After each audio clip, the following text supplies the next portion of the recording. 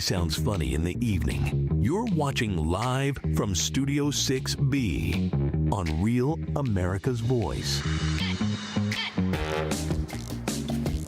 No, this is Delgado. Welcome to Live from Studio 6B. We're very clear about this. We're co-hosting tonight. Big D is stuck in traffic. And you know how I know? I was on the phone with him all day. And do you know why? Because I came from upstate New York knowing the traffic was terrible in New York. And why do I know this? Because there was a tractor trailer overturned on the Clearview Expressway, which was blocking up all the bridges, and it was a disaster all day today. So welcome on in. Thank you. We're on Pluto. We're on all kinds of stuff. We're on YouTube. We're over here. We're over there. We're in the entire social media atmosphere. So I'm happy to be here. All the socials. We are on Getter.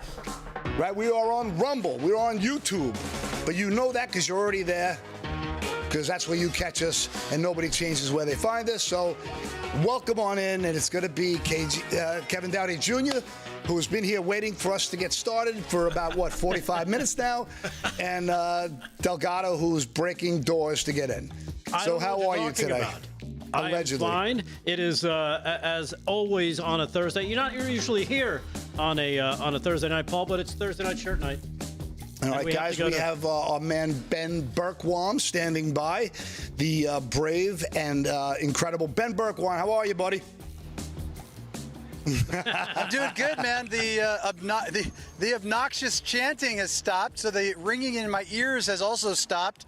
Out here in Chicago, I was with ICE this morning in Indianapolis catching bad hombres, and thankful that ICE is not slowing down. They're not getting demoralized. If anything, they are more pumped than ever because of these attacks. These are the most thick-skinned guys in America, and they're out there catching the bad guys. Unfortunately, I got to Chicago this afternoon and had a bunch of commies and jihadists. It was actually being led by a bunch of Hamas guys marching down the street, marching for illegals, and ran into Jesse Jackson, the Reverend Jesse Jackson. Oh, boy. The chanting. I can't get enough of the chanting. Just Did they have a dance number? Nonsense. Did they work out a dance number on this one? Thank God. No. Thank God. They didn't choreograph everything there for you, Ben? That's too bad. It's nice to take in a show when you go to Chicago sometimes. So you beat me to the punch. I was going to ask you, what is the morale like of these ICE agents? Because they've been neutered and beat down for so long.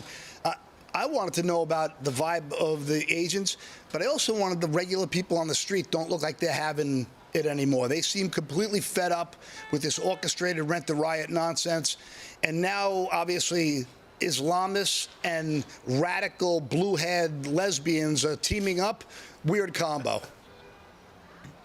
Yeah, well, that's what you saw today. It's this idea of intersectionality. There's this new organization. You guys have talked about it. We've been talking about it the last few days. It's nokings.org, but it's really the same organizations. It's Indivisible. It's Act Blue. It's the Democratic Socialists of America. But really, the undercurrent, the foundation below it, is the Maoist Communist Movement, the CCP Maoist Communist Movement. That's funding all of this. It's why we have Confucius Institutes on our college campuses, all of that. And it's also, no doubt, I don't have the proof of this yet, but it's no doubt being funded in part by Iran. That's also the proxy for all the Hamas stuff that we see going on college campuses as well. So so you've got the LGBTQ weirdo contingent, the bestiality weirdos. Then you've got the climate change activists, nut jobs. Then you've got the jihadis who want to throw both of them off of buildings. Then you've got illegals who are basically the pawns in this whole thing, or the criminals, or MS-13. All of this working together with BLM and Antifa and communism.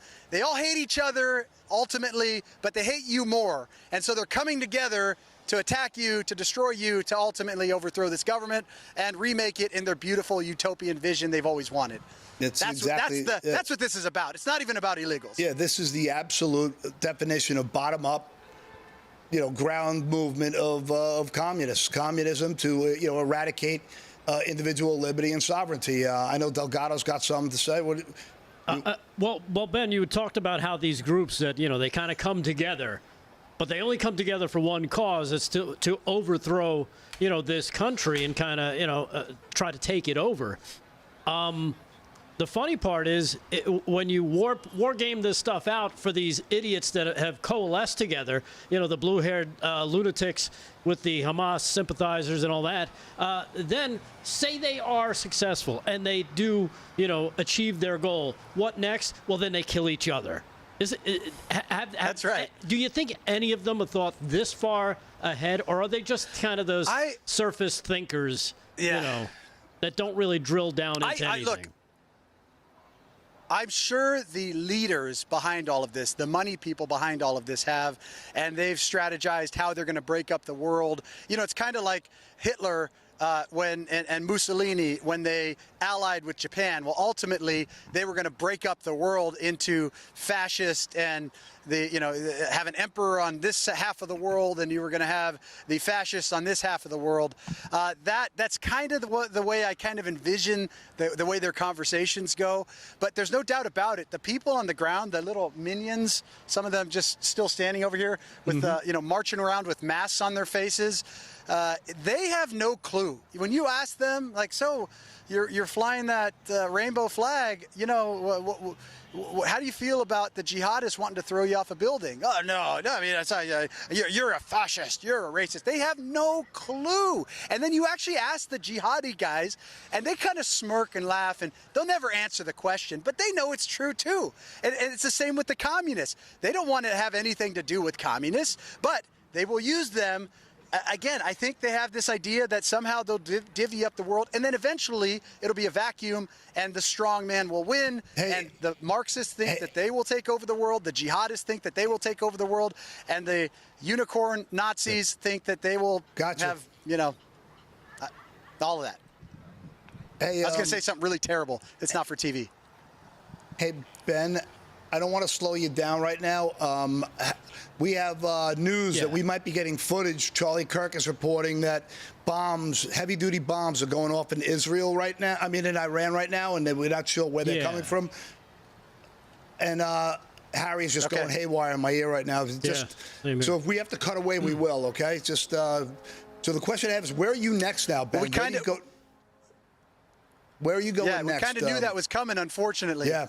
Well, we saw there's been all kinds of news out of Israel. So stay tuned tomorrow.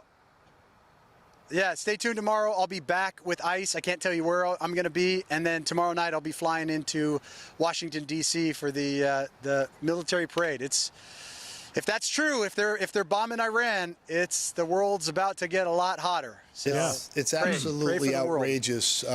That's all we need now is one more war, especially now. I mean, diplomacy is a bad thing in this world now, which is just one of the strangest things I've seen in my lifetime. But we've also really ever seen in our lifetime now is just the never-ending wars that are just about, Raytheon's bottom line at this point, in my opinion. And you know what? To make a point on that, speaking of that and how it relates to what we're going through in this country, it's all the same people. It is all the same people. They're tracking the money. They're tracking the money for the coordinated riots, because it's really coordinated riots. They're not peaceful protests. They're coordinated riots, and they're finding it and they're tracking the money.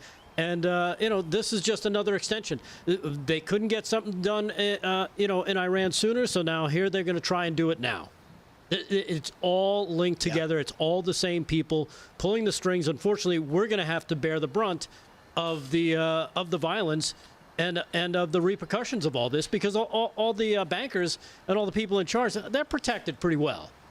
But us here, us slugs, are not. Yep, it's always the inner city. I mean, you look at where they burn when they go and riot. It's not they'll go and loot the affluent businesses, but they're not going to the affluent communities. Right. They're going to the inner city, the downtown, the places where people are struggling already, and destroying those communities. And that's what's going to happen again. And the elites on Martha's Vineyard, or up in the Northern Bay where Nancy Pelosi has her Napa Vineyard, all of those people are protected from the policies that they create. The warmongers are protected. They've got their villas in Switzerland that will never be bombed. It's always the same people dividing America, continuing this. It's absolutely disgusting. Hey, Ben, if we can come back to you maybe in the next segment if possible. It looks like we're going to have a clip. But if not, we apparently, Charlie Kirk, we're ready to go over, see what's going on over there. But Oh, you just okay. I'm sorry. Okay. I'm I've gotta jump, misinformed by that guys. text. All right. But I have one question for you. When they arrest these insurrectionists, in my opinion, are they questioning where they were paid, who took, like, who hired them? Are they grilling down and drilling down on these people who are Rent the Riot losers with no life? Are they finding out, and will there be accountability finally? I hope so. I don't have any information on that, so I couldn't speak educatedly to it, but I sure hope so. I mean, that's the only way this thing goes away, is if we get to the bottom of who's really behind it. This is, you know, the little guys going around even looting stores. It looks bad. Burning cars, it looks bad, but it's really the people behind them that are really the root of that is what needs to be cut out. It's the cancer. It's not the symptoms that you see. It's not the rash that you see on your skin that makes you scratch. It's the symptoms or the root cause within, and that's what we got to really go after in our country. All right. Well, Ben, thanks for joining us. Okay, I thought KDJ had won because we're still waiting for Charlie, right? Oh, yeah, Ben, it's Kevin Downey Jr. I've been watching a lot of videos on Twitter. How satisfying is it to see it in person when one of the good guys launches a rubber bullet into the non-binary scrotum of some pink-haired Sally boy? I was going to say butt plug earlier, but you said that, you know, yeah, it's like, I don't know what we can even say on this show anymore. I guess it's, you know, it's all open. Yeah, it's very, very satisfying. It's very satisfying when you see somebody who deserves it getting what they deserve. Yeah, I'm sorry. You know, and look, what would Jesus do? I don't know, but it makes me laugh and it makes me happy. And I pray for those people. I pray that they wake up. Jesus wants you to be happy. Sometimes you need a CS gas bullet to the scrotum, as you said, to kind of wake you up a little bit. Nothing like I'm sorry, Rob, Sig, I'm sorry. I'm sorry. They pulled me down into the gutter. They pulled me into the gutter. Yeah, welcome to my world. But it puts a little jump in their step, doesn't it? You know, it definitely makes them think twice. Yeah. You see the look on their eyes, and it's like, this isn't so much fun anymore. This is who? Why am I out here again? Maybe I'm going to go home early today. Yay, the resistance! How much are they paying me? Yeah, how much are they paying me? Right. It's not worth that. Yeah, they're getting $35 punch and pie. You know, it's like... Yeah. You need to come out to one of these. Now, I wouldn't come to Chicago for it. Unfortunately, their rules of engagement are kind of sissy out here. You need to go to one of the red states where they handle business. Go to Texas. Watch what Texas does when they unleash. Yeah, that's where you're going to have a good time. Shows a little gumption here, because I'll try to keep it out of the gutter. I was going to say something else, but I heard Mayor Adams was actually warning it's okay to protest, but if you get out of hand, New York City police will take you down. So at least maybe a blue city like... Wink, wink. Yeah. Yeah, wink, wink. Yeah. Yeah. No, look, these guys want the violence. Mayor Johnson pretends like he doesn't. They want the chaos. This is controlled chaos by the Democrat Party to undermine President Trump and America at large. They will say every time, we want peaceful protests, but they don't. They want the overthrow of America. They want the overthrow of our sitting president. It is treason, and they're organized. And this is what the Democrat Mayor Johnson is a part of it. Ben, we love you. Got to toss it to Charlie. The network's telling us we have to jump over for the breaking news. But you're the best, Ben. Love you guys. All right. See you. The great Ben Bergquam. From Real America's Voice.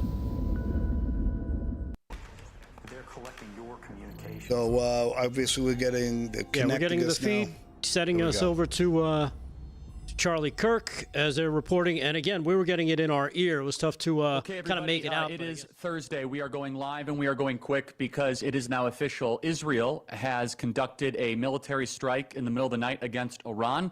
We were watching the situation very closely privately. We had sources that were telling us that this was imminent, and it has now happened. Israel has struck Iran. These are the first images coming out of Tehran. This is going to be your go-to news destination. We're streaming live here on Real America's Voice. Thank you, Parker and Rob, for this breaking news report. We're also on Rumble. This is the biggest story on the planet right now, is Israel has launched a preemptive strike against Iran.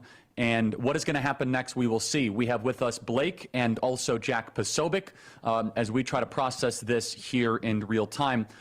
Jack, I'll go to you first. Jack, you and I kind of saw this looming the last couple of days. We did our best to try to communicate what will be the political fallout, and we will get to that. But first, we want to just talk about the human cost and what that will entail here. Jack, your reaction to this as we kind of saw this slow walking in our group chats these last couple of days? Well, Charlie, that's right. We're hearing, and again, we're still trying to figure out exactly what the scope is of this attack. We're seeing the videos streaming in. These are from the past couple of minutes here. Does seem to be an airstrike, hearing information about jets breaking the sound barrier over northern Iraq as they sped towards Tehran. This attack reportedly taking place there. Of course, we're not sure whether or not other sites that have been reportedly linked to Iran's nuclear program have been hit. This does appear to be a jet-based, fighter jet-based airstrike rather than missile strike. Of course, it all remains to be seen in terms of, as you say, casualties and BDA. So when I was a junior intel analyst, the first thing we're taught is BDA after any strike: battle damage assessment. So what is the goal? What was the effectiveness of the strike? And is what was struck destroyed? Is it capable? Is it a certain percentage capable? We'll see. Now, of course, Iran knows this as well. This is why most of their nuclear facilities, and certainly the research facilities, are placed underground. And so very hard to be able to conduct any analysis directly of any underground structures, of course, just given the nature of what we have, plus the fact that it's the middle of the night in Iran, though I'm sure a lot of reports will be coming out as we go. We're going to be continuing that up. And of course, we're going to be continuing to look at coverage of a potential fallout or retaliatory strikes from Iran against Israel or perhaps U.S. targets within the region. This, of course, is why the State Department was putting out that information regarding military personnel and evacuations, non-essentials being sent home, things like this, over the past 24 to 48 hours, because the indications certainly were there. President Trump, of course, posted and said a number of things today about how the U.S. would not be involved directly, that he was directing all of his administration to focus on diplomacy. And we know, of course, that Witkoff is still, as we know, at least as of before this took place, that there would be meetings held this weekend. I'm reading this report now here. Initial reports of explosions at Natanz and Fordo in Iran. So yes, these are the main nuclear facilities of Iran that are separate from. And Jack, I got to cut you off for a second. Can we get maps? So Natanz is very, very inland. I hope people understand. I mean, that is incredibly inland. It's in the mountain region. We saw this developing throughout the night. Their night, but our afternoon, we were like, this is happening. And it's amazing how many people who think they actually know what's going on are like super surprised on chats, like, what's happening? I'm like, guys, this is the last couple hours. If you weren't paying attention, this is what was happening. So walk us through the map, Blake. Blake, why don't you do this? We have the map of Iran on screen here, just the geography of the entire region. This was a multi-hour flight from Israel to Iran. Blake, this is a major operation. Please, Blake, walk us through it.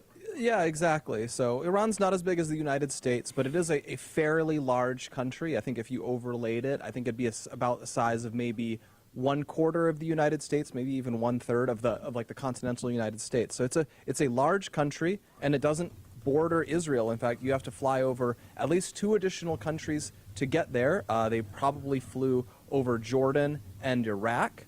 And it's a long flight. If you look at that map, you can see little kind of red cylinders, red pillars. Those are their uranium enrichment plants. So that's where they're taking uranium and they're running it through centrifuges to make it enriched uranium, which is what you would use for a nuclear weapon. And so those are almost certainly the primary targets. There are already reports of explosions there. We will see if those are confirmed. Maybe we'll actually get video of it eventually. But those will be the places that you want to hit if your desire is to take out a nuclear program. But they're in the mountains. I believe at least one or both facilities, they're built underground, so they're difficult to get to. So there's been a lot of talk about how this would unfold, because the U.S. has some very heavy, we call them bunker-busting munitions. They're designed to pulverize very deep underground facilities.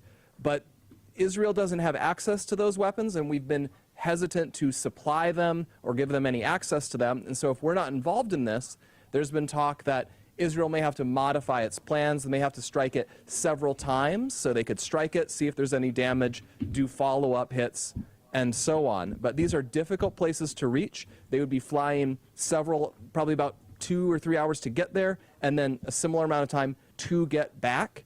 They're deep inside Iranian airspace. They are presumably well defended, so we may learn maybe whether any planes were shot down or whether there's any attempt to shoot them down.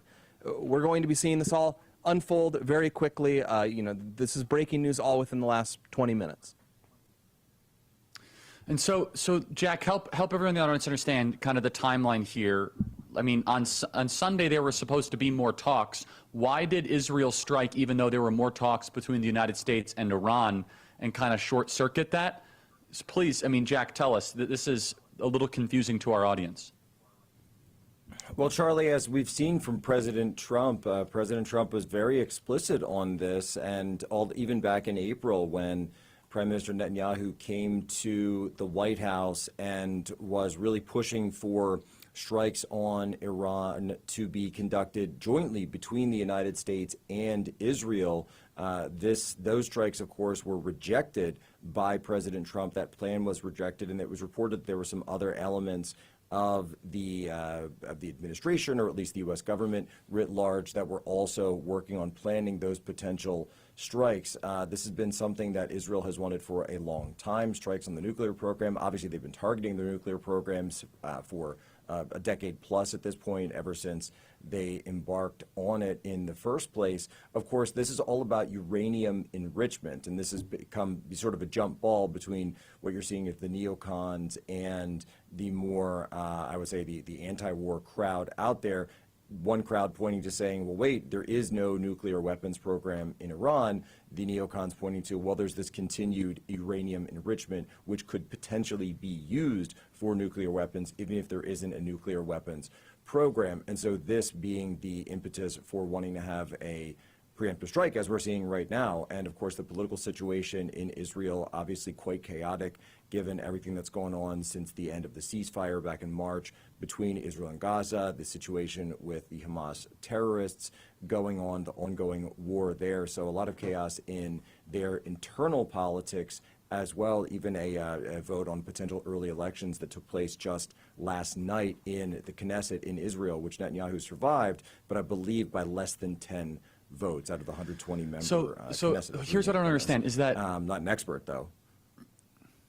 So, but we don't yet know where all the strikes are. We are seeing here on BBC. Here's what I don't understand is that I'm not an expert though. Why am I hearing myself back like 5 seconds later? Hold on. Okay. So why are they striking Tehran?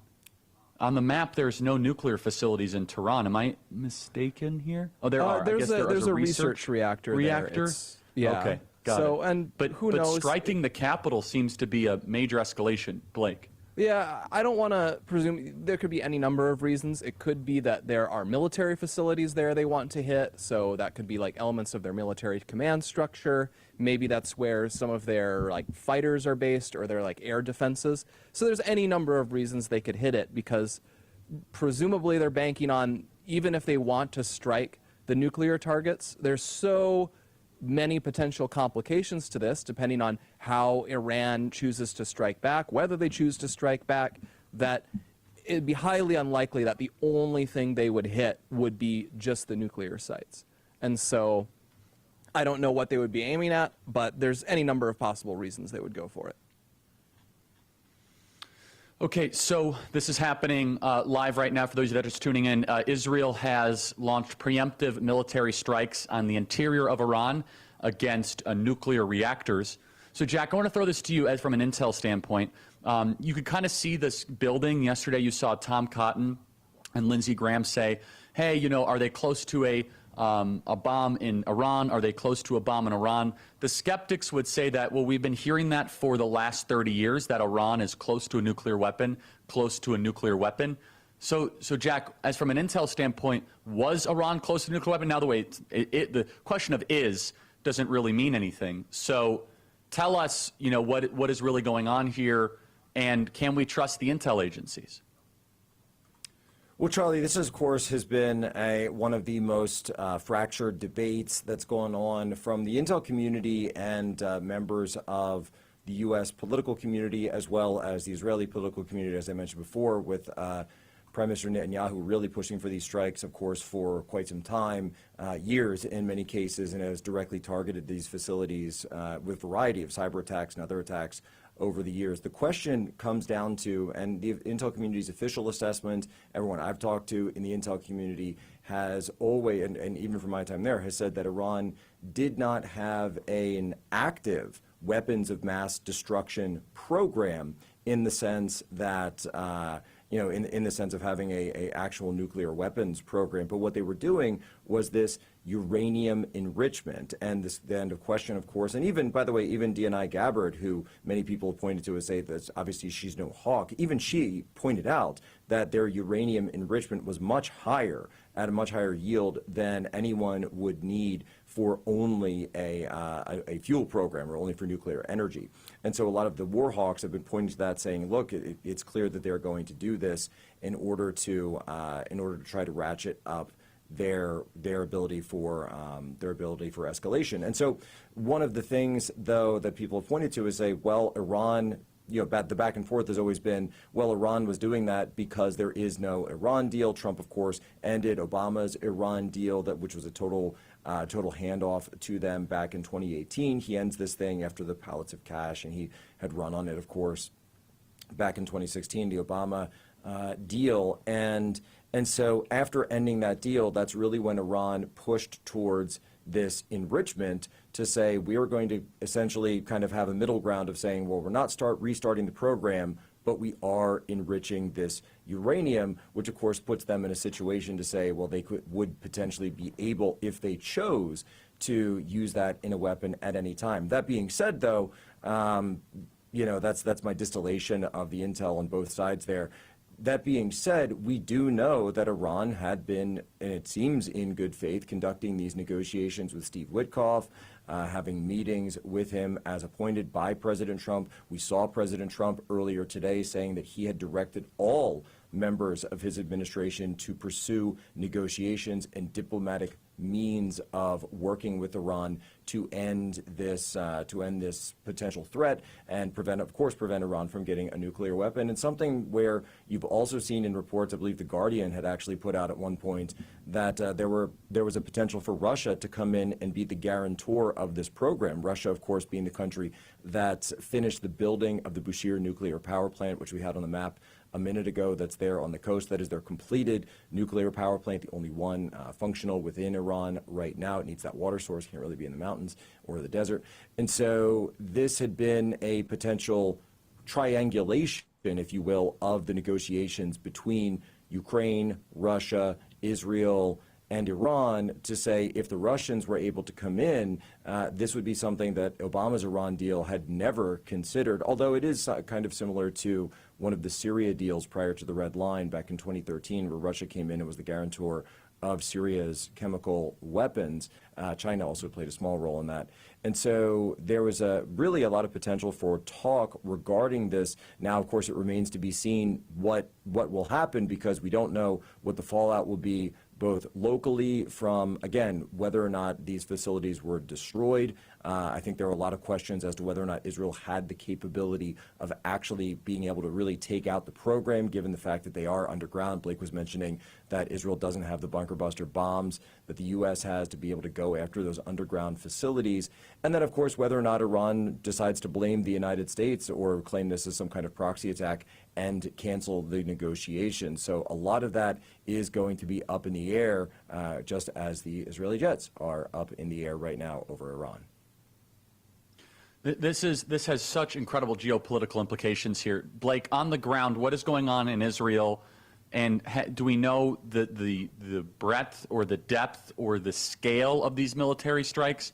And walk our audience through exactly the technical side of what just happened, probably what's happening right now. There are probably jets still right now, we know this certainly, in the air that are coming back from Israel. And we kind of saw this happening real time in our group chats. We're like, oh, there are sources that hear jets over Iraq. There are sources, and we kind of had a little bit more of a heads up than that. And Blake, before you do that, everybody watching, I want to hear from you, freedom@charliekirk.com. Do you support Israel striking Iran preemptively? I want to hear from you, freedom@charliekirk.com. We're very interested, freedom@charliekirk.com. Blake, your thoughts? Okay, yeah. So first of all, if you want the absolute breaking stuff, I'm monitoring Israeli news sites, the Jerusalem Post, Haaretz. Those are going to be where you get any info from the Israeli government, the IDF, as quickly as possible. Also, of course, on X. It was very funny how, we were seeing on X, reports of planes flying, reports of explosions, and then I'm looking at the New York Times, I'm looking at CNN. It takes them ages to catch up to the basics that something way is faster. happening. Are you kidding me? And I think we were live before CNN even had a little thing up top. But I want to read what's Jerusalem Post has kind of a breaking, steadily updated thing where they're getting the info from the IDF, the Israeli Defense Forces. And so what they say is, first of all, there are warning sirens have been set off to get the public ready for a potential Iranian counterattack. No ballistic missiles have been fired yet, but there are thousands of them. According to the IDF, so this is their justification for action, they said that Iran had enough uranium to weaponize it to nuclear levels to make 15 nuclear weapons within days. This is what the IDF says. In recent days, they say, Iran developed a plan with Hezbollah and Hamas and other proxies to destroy the state of Israel, potentially including attempts to attack via all borders, including Egypt and Jordan. The IDF says this was, quote, a point of no return. Benjamin Netanyahu has entered the security cabinet. They're having some high-stakes meeting of the cabinet. It says this might be answering your question about why they would hit Tehran. IDF targets include commanders, bases, as well as nuclear sites, though the main goal is the nuclear sites. The IDF claims they believe Iran was taken by surprise and was attacked in places they did not expect. That would potentially answer the question of why they would do it now rather than waiting through the weekend. There might be an element that they had already given up on the process, but they didn't want to tip their hand that they had given up by waiting for negotiations over the weekend to fail. And then Jerusalem Post continues here. Israel has had strong coordination with the U.S., but Israeli military officials refuse to say whether America was pre-updated or fully coordinated into the current attack. And that's all the relevant info we have now, and they're constantly adding to this. So I think this is statements that are coming from an IDF person as we speak, and it's middle of the night there. So this is all unfolding in live. Help me understand, though. Blake, help me understand this. So negotiations were going on. This is the Just the News headline. This is not Charlie Kirk's opinion. This is Just the News from John Solomon. Just the News headline is this, which is Israel launches attack on Iran in defiance of Trump's urgings. So help me understand. It seems like negotiations were going on. Do we even know enough about that? So help basically fill in the blanks here. So I believe Trump had said there was some sort of deadline to make a deal, I think a few months ago, and that deadline was right around now, or maybe it even just passed. But Trump has always been, we know Trump is a pro-peace guy. He'll always say Iran can't have a nuclear weapon. He is not willing to allow that to happen, but he's Trump the deal maker. He's always going around saying, want to make a deal, I'm ready to make a deal, I'm hopeful for making a deal. And we saw it just today. He's saying, I'm committed to reaching a diplomatic resolution of this.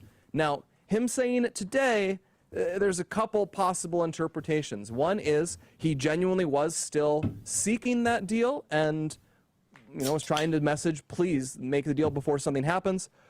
Or there's the possibility they already knew this was going to happen, but they wanted to communicate that America is not directly involved. And we've seen several attempts to communicate that. Just before the strikes happened, I believe Axios, I think, was reporting that there was communication. Someone in the White House, I think Witkoff, said, the White House has disassociated itself from any Israeli attempt.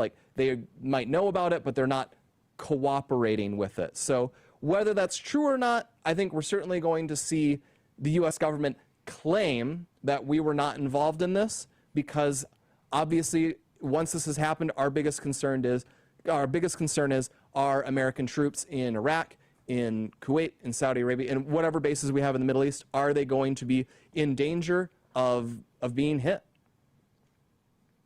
And so what does the retaliation then look like? We got Tyler Boyer in the chair here, which I actually want to ask the political question to Tyler next, because I'm also, if this is going to schism MAGA terribly online. I mean, you are going to see, I don't want to say a MAGA civil war, but it's going to be a MAGA online food fight, in the likes of which is going to be very, very hard to navigate. We saw this coming, but apparently that was not as important, and that's fine. Maybe there's stuff that we don't know.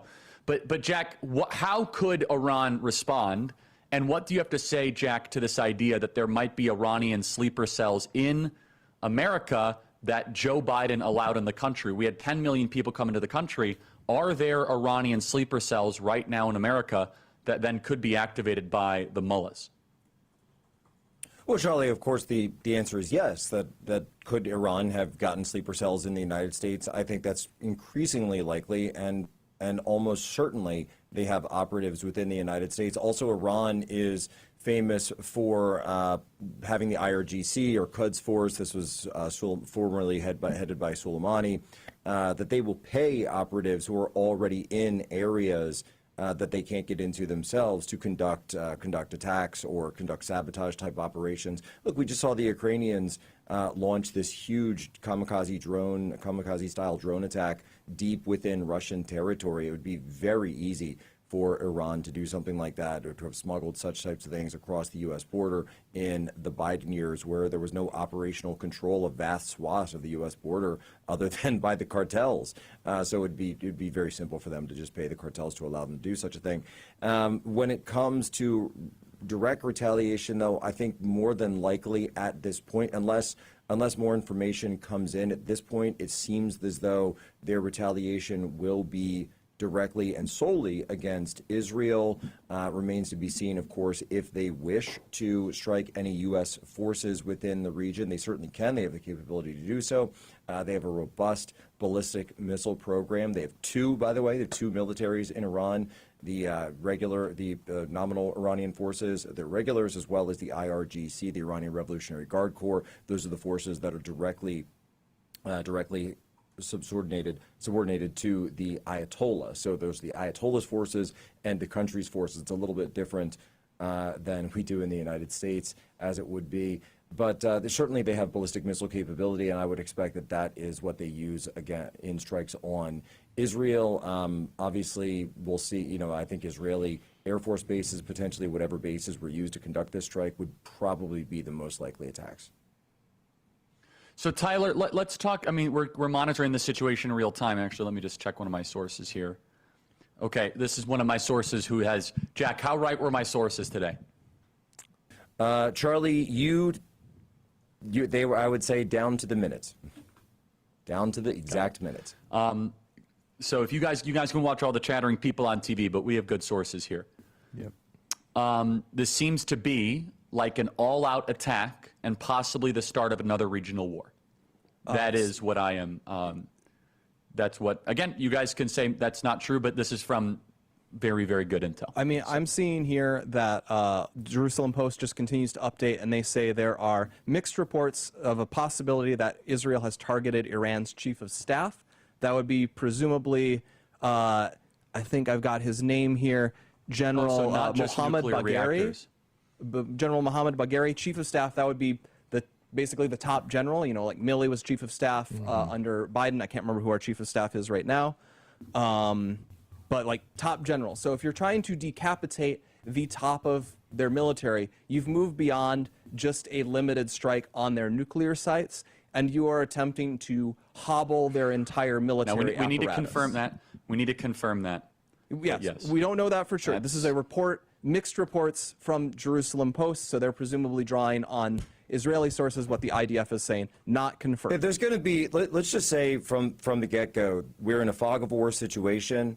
We're receiving this information as much as anybody else. People know who Charlie is. People know who I am. People know who we know. But that being said, everyone is in the fog of war on this situation, so just caveat everything, and we'll do our best. We'll do our level best, and if there's anything that we put out that ends up being corrected, we'll certainly make sure to be able to update that as well. So we're drinking from the fire hose just as much as everybody else trying to make sense of this out there.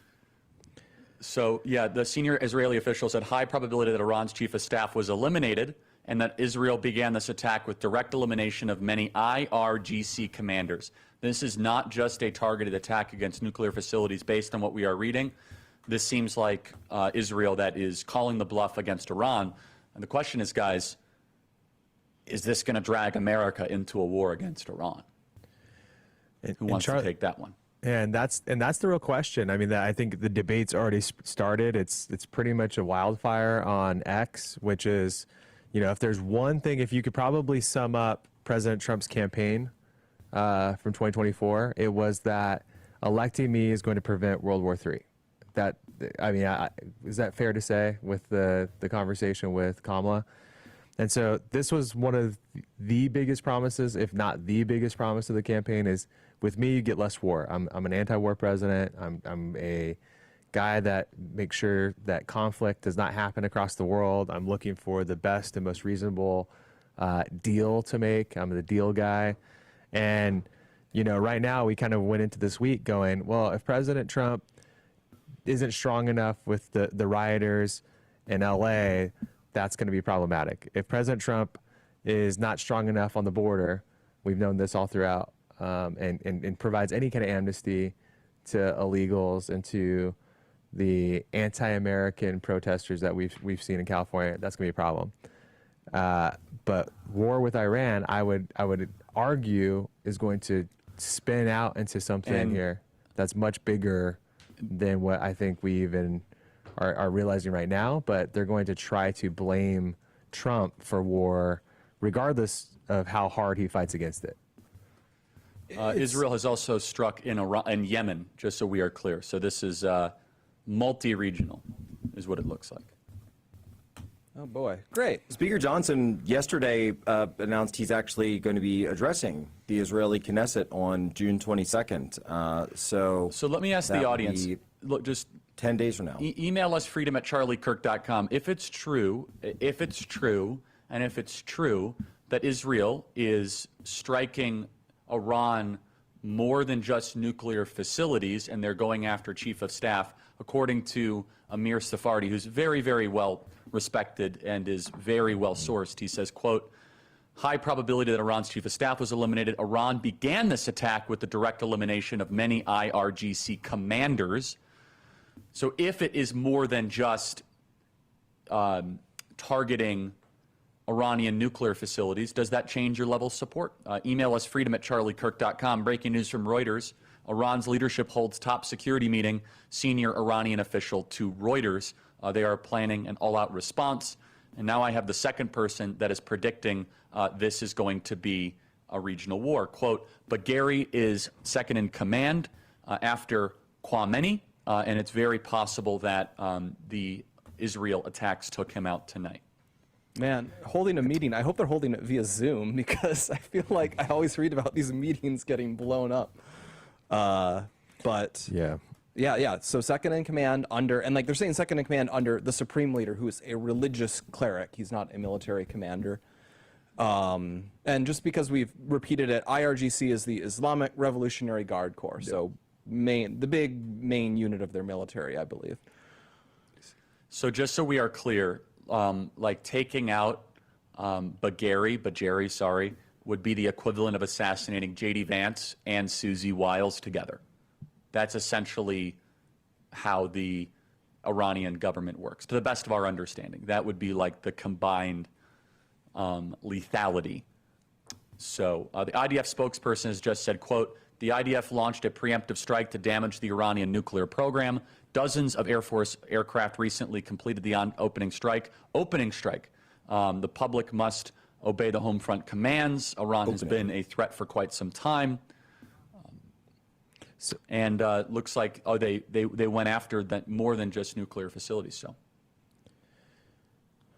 So how do we think the Trump Netanyahu relations are where we are right now. Do we Look, there's going to be, there's going to be hell to pay if this was done in defiance of Trump. Well, and that's the question, we're right? seeing that. He came out very publicly today and said, negotiations, negotiations, negotiations. And so the question is Bibi Netanyahu thinking of his political calculus in terms of his survival as prime minister of Israel, and is he putting that ahead of the security interests of the Middle East, his own people, by the way, all of Israel, and the entire stability of the region, not to mention what it would do to the fallout of oil price. Here we are at the beginning of summer, folks, beginning of summer, and we've got a war kicking off in the Middle East, which has, and if these indications are true, has all the hallmarks of something that could incite a wider regional war. What do you think that's going to do to gas prices, to supplies, to everything else as we look at the very beginning of the summer? Certainly, this is not what, and yeah, Israeli media is, now again, Israeli media is saying that this was coordinated with the United States. I'm going to wait to hear from our own president of the United States when it comes to something like that. But of course, that is what they're putting out right now. Again, we just saw President Trump a few hours ago say negotiations. And of course, there was a lot of reporting. Yeah, that's true. They're just getting this as so let me interrupt. Feed, but it could so be this is Secretary of State Marco Rubio, who says the following. Tonight, Israel took unilateral action against Iran. We are not involved in the strikes against Iran, and our top priority is protecting American forces in the region. Israel advised us that they believed this was necessary for its self-defense. President Trump and the administration have taken all necessary steps to protect our forces and remain in close contact with regional partners. Let me be clear, Iran should not target U.S. interests or personnel. All being said, that is a very, very neutral statement from Marco Rubio. That was not a supportive statement at all, by the way. That was, in fact, that is not a supportive. Put distance. So what he's trying to do is put distance between the United States. Look, the United States has 40 to 50,000 troops in the Middle East writ large. So not, yes, we have combat troops and a variety of troops on the ground in Iraq and Syria, but of course we have troops all over the Persian Gulf. Of course, DoD calls it the Arabian Gulf, but I'm not in uniform right now, so I'm going to say Persian Gulf because that's what most people know. And a variety of targets right across the Gulf. When you're talking about Qatar, when you're talking about our troops in Bahrain, our troops in Jordan, our troops in the Kingdom of Saudi Arabia, just all over the place. Not to mention, I believe the Carl Vinson aircraft carrier, the carrier battle group, is there, and the Truman is certainly within the region as well. Plus, we know that back in April, during these the Houthi strikes, when all that was going on, there were B-2 bombers that were flown to Diego Garcia. Now, that's not within range of Iran, but of course, there were a lot of people saying that those bombers could potentially be used if a wider regional war were to break out. And, well, we could be looking at the very beginning of a wider regional war right now. And you got to believe with Looks that like response. There's Tyler, go ahead. I was just going to say that response from Marco Rubio. I mean, Marco Rubio historically has not been a person to shy away from, over the course of his long career, from neocon type, excitement. It's happened in the past with him. And so for him to come out and, obviously he's a changed man. He's a lot of a different guy today than he was then. But for him to come out and make that very clear statement, I think is reassuring for a lot of Trump supporters who are listening to this. And I hope that that's the case for most that are watching this, is that the president has made a commitment. And I don't think they would come out that rapidly, that fast with that statement if that wasn't true. Sorry, Charlie. So, no, it's fine. I want everyone to email us, freedom@charliekirk.com. So here's the sequence that I'm most afraid of. Let me walk you through it. Israel strikes. Iran retaliates big time. There is a regional war. The U.S. is then pressured to send more aid to Israel. MAGA will likely resist sending more aid to Israel based on the emails that I'm getting right now. And I want to hear from you guys, freedom@charliekirk.com. And by the way, there are initial reports, it's fog of war, that a high-rise apartment has seen partially collapsed in the Iranian capital of Tehran. Initial reports of missiles launched by Iran towards Israel. So the question is, do you guys support sending U.S. money and military aid to Israel? Email us, freedom@charliekirk.com. We're getting thousands of emails. I want to read them. I want to analyze what you're thinking in real time here. And do you believe that this was an act of self-defense by Israel or an offensive position? Again, the emails are so largely overwhelmingly against the Israel doing this. I'd say it's probably a 99-1. So, but email us, freedom@charliekirk.com. Jack, your thoughts? Well, Charlie, we did the same thing with emails earlier for human events, and it was a similar ratio. There were a lot of people calling for saying why is this something that should be done now when we're in the midst of negotiations? Why not trust President Trump? Why not trust the work that Steve Witkoff is doing and try to find a way where certainly we know that President Trump has been committed to peace. This obviously is not the path towards peace. This is the path towards a wider regional war. And of course, hearing whether or not it's true that there were strikes in some of these other regions, whether it be Yemen on the Houthis, who are Iran's proxy force there, or other areas, the goal, of course, would be to incite a wider regional war or perhaps provoke a unified response from the Arab countries against the non-Iranian aligned Arab countries, the Saudis, the Jordanians, and others against Iran, and create basically a united front from the GCC countries, the Gulf Cooperation Council. And so the question is, of course, I think on everyone's mind, how large will Iran's retaliations be? And quite frankly, how far are these strikes going to go? Is this the first round, or is this the opening salvo of strikes? And if it's simply this, and we can all go to bed, perhaps that's one thing, but I don't think that's how it's going to be. I just saw an interesting Also, Tyler, I think, Tyler, there's going to be some major protests and riots in the country coming up in the next couple of days. Yeah, that's going to be the interesting breakdown, Charlie, is like how is the country going to fall in this thing? And one interesting comment that just came through from a person I really trust just said, hey, please don't forget, we just saw the statement from Marco Rubio. That's fantastic. We don't forget that Kamala Harris could be president right now. Imagine a world in which this happens today and Kamala Harris is your president, or does this happen much faster, much earlier, which I think it probably would have, something of this nature. They're probably a little bit bummed, actually, that Trump got elected because they were wanting to strike much more quickly.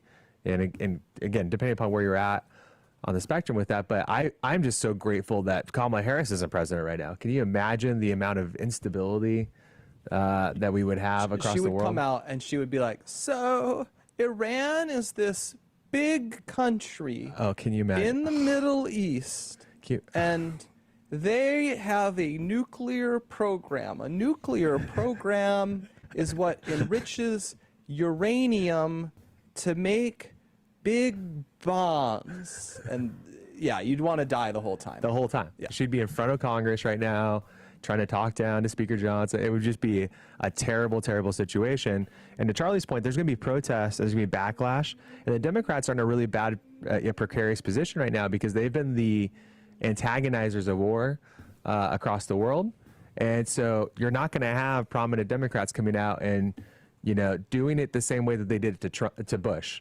That it's not going to be the same recourse they will have with members of Congress. So it's going to be really interesting politically how this is going to play out. That's why I think it's so important for MAGA to stay firmly on the side of opposing war. And I think that that's probably majority of expectations from Republicans, probably 80-20, I would guess, 75-25, somewhere in there. So the politics of this are quite interesting, but I'm trying to understand the situation on the ground. So Iran has declared a nationwide state of emergency. Netanyahu says, quote, this operation will continue for as many days as it takes.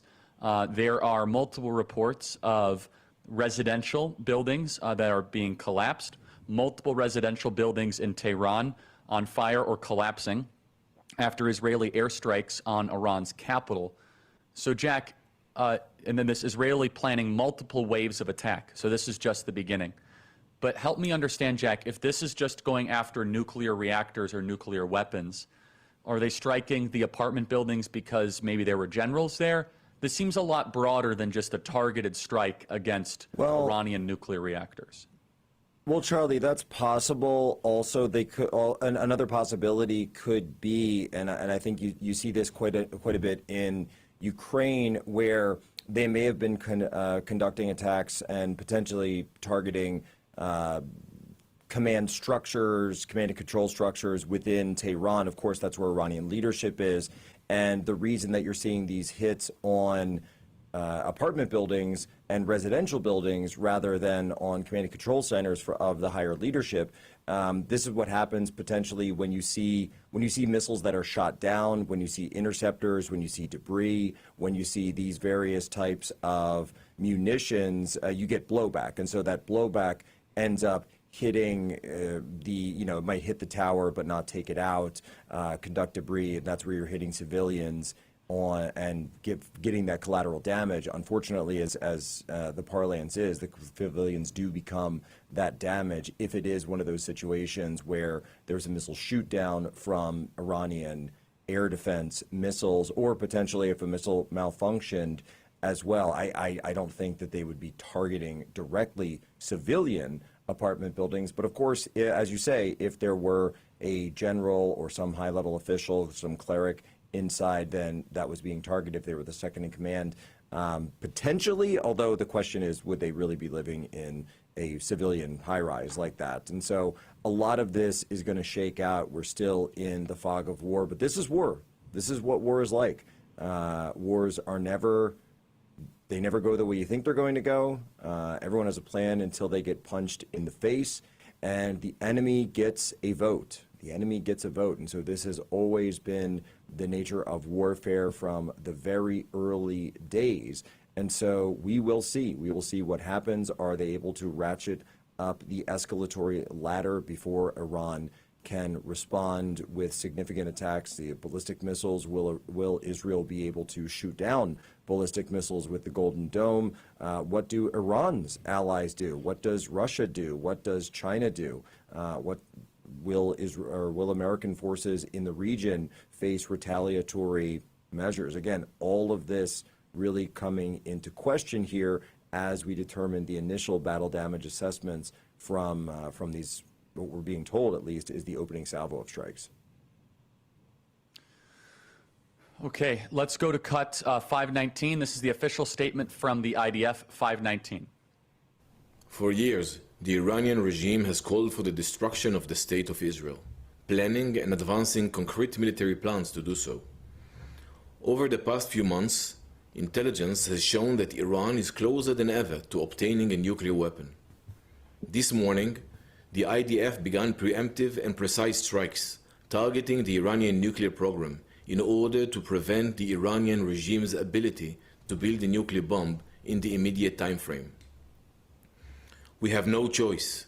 We are operating against an imminent and existential threat. We cannot allow the Iranian regime to obtain a nuclear weapon that would be a danger to Israel and the entire world. This operation is for our right to exist here, for our future and for our children's future. The State of Israel has the right and the obligation to operate in order to protect its people and will continue to do so. The IDF conducted significant preparations for this operation. We are well prepared both in defense and offense to defend ourselves. The IDF will continue to defend the State of Israel. So Blake, I want to throw this to you. Blake, is it, and I'm not even taking a side here, is it self-defense to strike another country that is threatening you? Is that in the rules of war, in the kind of way that we look at the doctrine of self-defense, is striking another sovereign country self-defense? I mean, the frustrating answer is it depends. If like an attack is imminent, I think there's general agreement. Like if you know with certainty an enemy is about to attack you, then striking in advance is I think most people would concede that it's acceptable, it's just, it's probably the right move. But the line, of course, is when do you actually know that sort of thing? And when are you actually just sort of recklessly provoking wars with anyone you perceive as a threat? Or if you're elevating threats in your own mind and creating them where they wouldn't necessarily exist otherwise. And I think something that's influencing how people feel about this is, as we've mentioned, you can go all the way back. I think in 1992 or 1993 is the first time Netanyahu, I think he was just a member of the Knesset then, he said Iran was 3 to 5 years away from getting a nuclear weapon. And then about 3 years later, he said they're 1 to 2 years away from a nuclear weapon. And then he said, you know, they're 6 months to a year. He was saying that around the time of the Iraq War. He was saying that during Obama's administration. He was saying that during Trump's first administration. We have literally been hearing about Iran's being close to a nuclear weapon as long as I have been alive. And I'm not 20. I'm over 30 here. And so they've been pushing this a long time, and that's going to color any claims like, oh, this time we're dead serious. They were about to build a nuclear bomb. I just remember in 2013, so much stuff. Oh, they're a few months away from having a nuclear bomb. And then even if they do, like, that doesn't equate to them actually using a nuclear bomb. So you'd have to go onto that level too. Like, Pakistan has nuclear weapons. They're an Islamic country with like an Islamic government, and that actually hasn't led to nuclear war. North Korea is an extremely loopy country. They have nuclear weapons. That is scary. I don't like that at all, but it hasn't led to a nuclear war. And so that's going to color how people react to this. I want to flag, because we have a few of these donations. Mauricio91 said, everyone agrees that war is bad. No one agrees on when war is necessary. I've got to disagree with that one. I think, I'm not sure Lindsey Graham agrees that war is bad. Yeah. I think some people think war is fun. War is exciting. War gives them that tingle down their leg that their life has meaning to it. Yeah, you have to remember there's some people that explicitly go into politics because of war. That they love war so much that they go in. And again, there's some really great people who serve in our military who war is their whole life. They've lived it. It's been part of it. That's why they go in, is to use what they've learned to be helpful. And there's others that go in and that have made significant sums of money from the concept of war. And there's lots of people who love it. And so I guess the question is, Jack, the escalatory response here, what could Iran do if they go all out to try to respond to Israel, and will they loop the United States or Saudi Arabia into that? Well, yeah, Charlie, like I said, in any military scenario, your assessment, you want to usually create two, most likely and most dangerous. So I said earlier that the most likely course of action will be strikes on Israel's military, strikes on their the Air Force bases that conducted this attack. Again, attempted strikes. We'll see if Israel is able to counter that. And now, as we're learning more about these strikes on Iranian leadership, well, I'm sure that Iran's generals and the leaders of their the IRGC as well as the mullahs, they're probably going to be calling for strikes on Israeli leadership as well. I would say, including the Knesset building itself, where Speaker Johnson is supposed to be speaking himself in just 10 days. That again depends on the level of this opening salvo and whether or not there are more waves of strikes planned. Fighters traveling Mach 2 would take about 45 minutes to reach Tehran from Tel Aviv.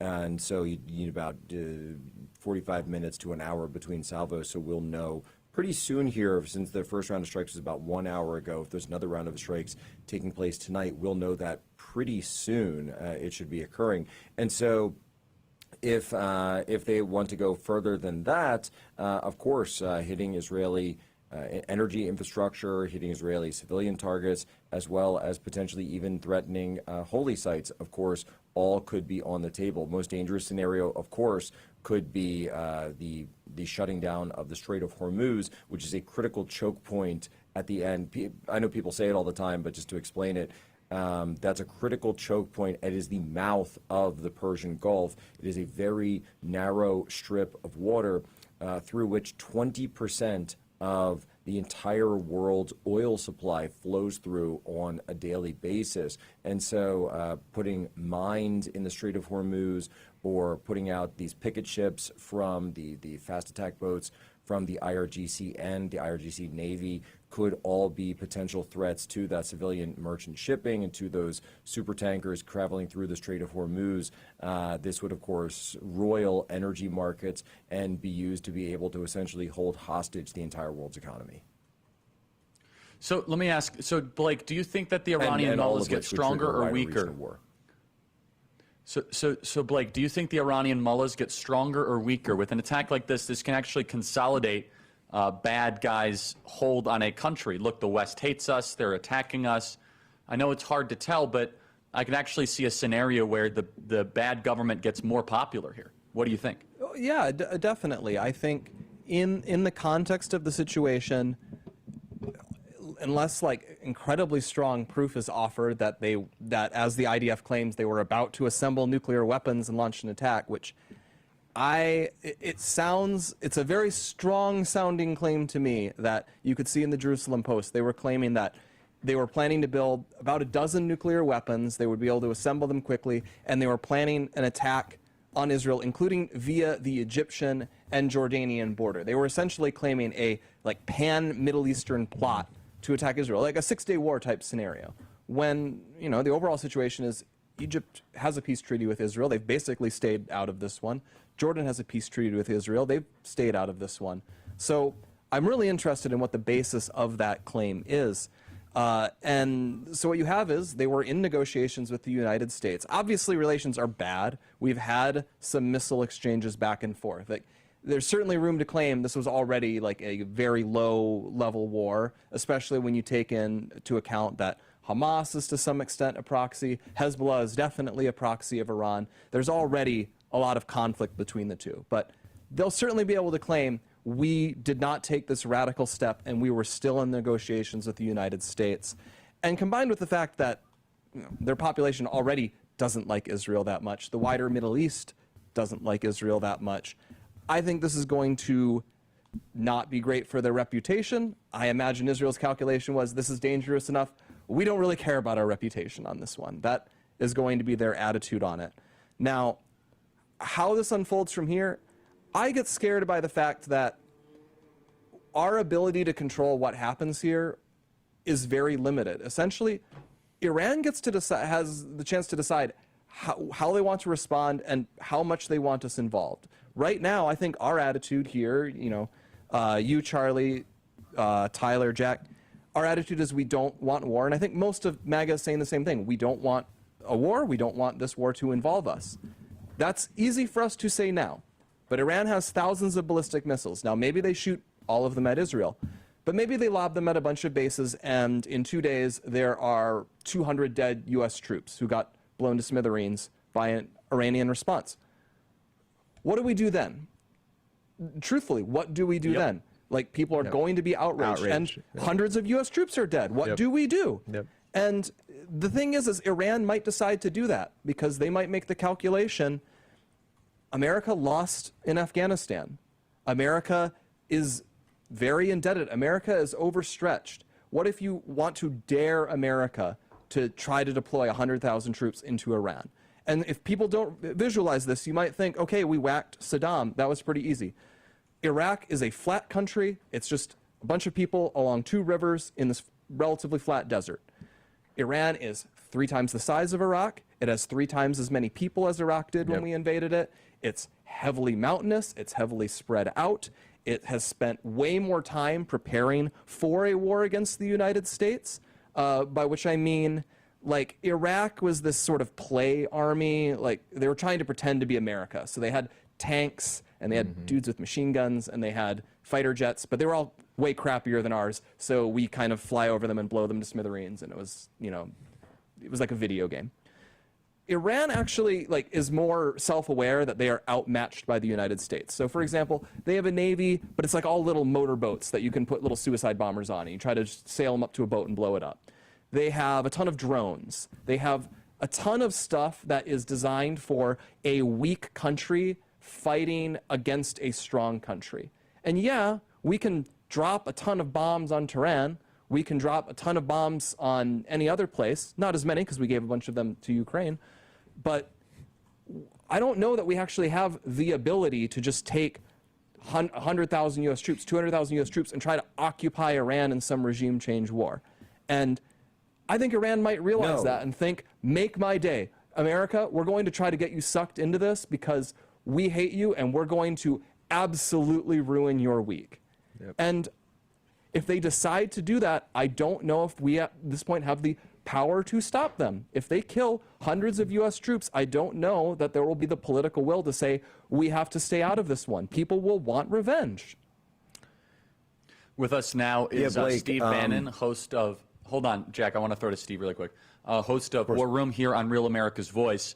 Do we have Steve?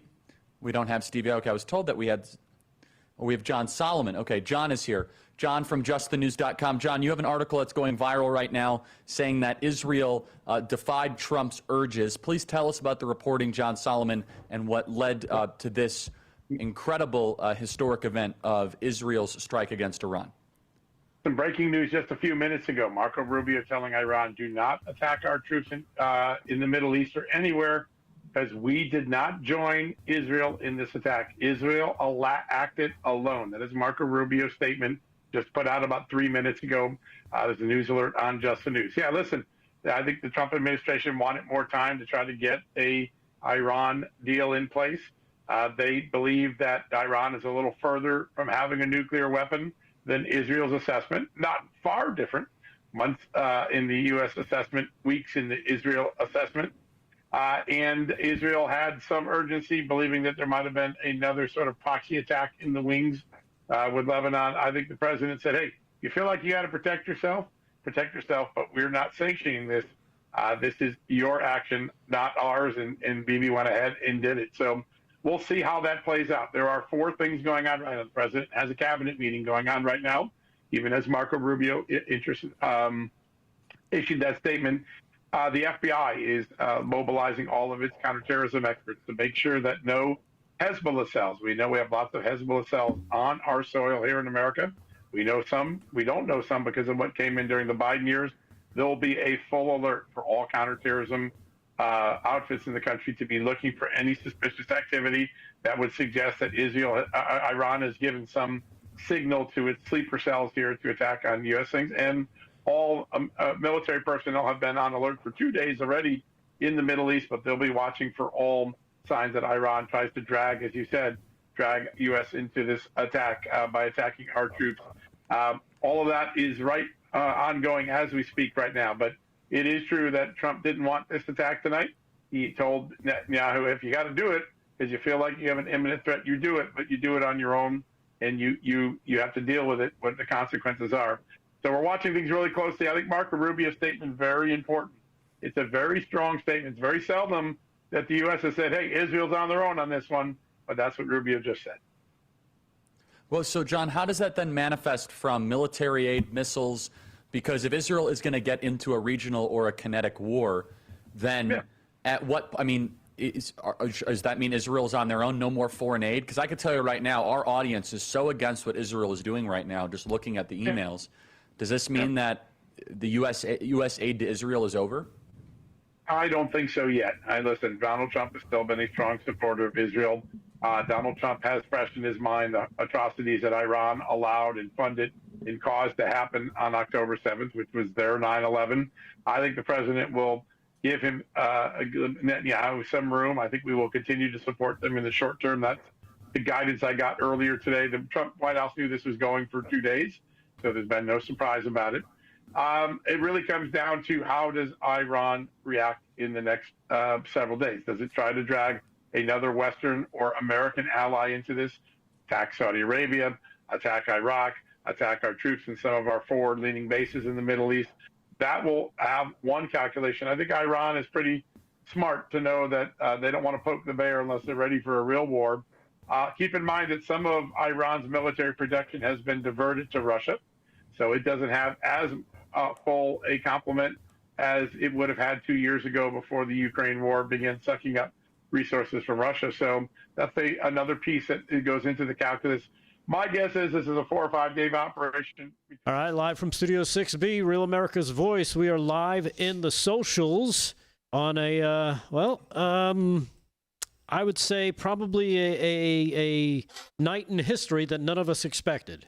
Well, I mean, I guess we did expect it. I mean, if you think about it, I mean, since 9/11, Wesley Clark and Bibi Netanyahu have been saying they want 7 nations. They got 6, and Netanyahu got 7. I mean, this has been in the making for 20 plus years. This was always coming. So that's the truth. This was always coming. Now it comes down to, though, does it make U.S. and Trump look bad?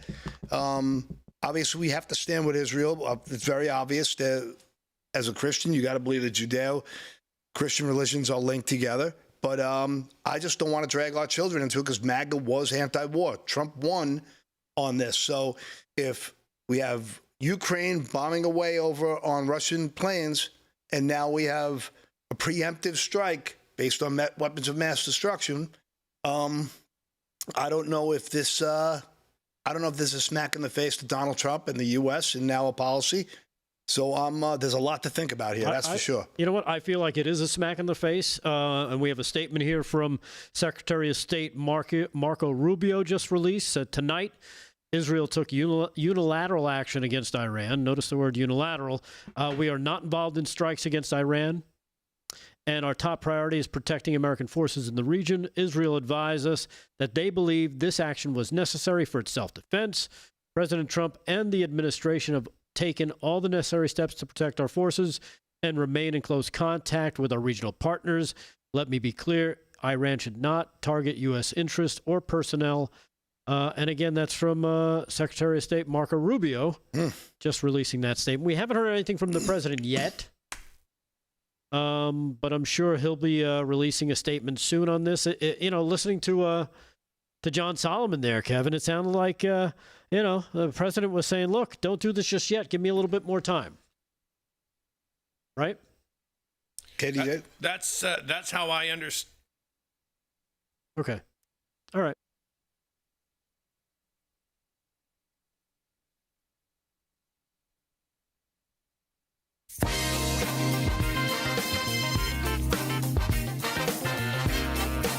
All right, live from Studio 6B, Real America's Voice on a Thursday night, June the 12th.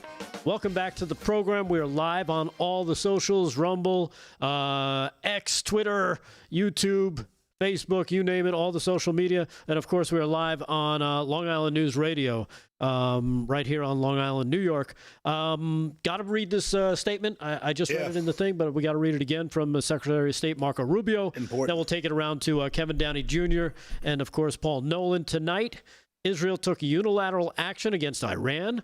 We are not involved in strikes against Iran, and our top priority is protecting American forces in the region. Israel advised us that they believe this action was necessary for its self-defense. President Trump and the administration have taken all necessary steps to protect our forces and remain in close contact with our regional partners. Let me be clear, Iran should not target U.S. interests or personnel. And again, that statement coming just a few moments ago from Secretary of State Marco Rubio. We'll kick it around the room. Kevin Downey Jr., your thoughts on all this? And again, it's kind of hit us. I mean, we were kind of suspecting it, but I don't know if we expected it to happen right at the start at 8 o'clock tonight. Trump said don't do it. Then Trump said, all right, all American families of military personnel leave. That's when we knew something was going to happen. Did I think it'd be tonight? No. Did I think it was going to be? Well, I did think when that happened, it was going to be just the nuclear facilities. But according to what we're hearing, they're going after apartment buildings. They're going after some high-ranking Iranian mullahs or whatever they call themselves. But basically people who want to end Western civilization. They want to kill the big Satan. That's us. The little Satan would be Israel. And you know what they say with the religion of pieces? First we kill the Saturdays, and we kill the Sundays. Sundays would be the Christians. I just have this feeling. Remember at the end of World War II, Patton said, let's fight the Soviets. We're going to have to fight them someday. Let it be now. We're going to have to fight it out with these people at some point. And, Patton was wrong. We never actually fought the Soviets. So we got to dodge that piece of the war. This is different. These people don't fight for real estate. They don't fight for oil. They don't fight for anything except they need to kill anyone who isn't a Muslim. And the fight's coming at some point. Yeah, and it sounds like it's here. Paul Nolan, your thoughts? Well, I mean, like I said before the break, this to me is a big concern. If Israel wants to go ahead and go to war and essentially, get the seventh piece of their puzzle, this has been part of the Project for the New American Century. If you don't know what it is, do your homework, look it up. Without knowing what that is and what it was and its power, you're not doing yourself a favor. Zygmunt Brzezinski said it in his book, The Grand Chessboard, that was before 9/11, that Wesley Clark, who ran NATO, he said that we need to topple 7 nations. The only nation they haven't taken down yet was Iran. At the end of the day, this has been in the works for a long, long time, at least 20 plus years. And I think there's a lot more here than meets the eye.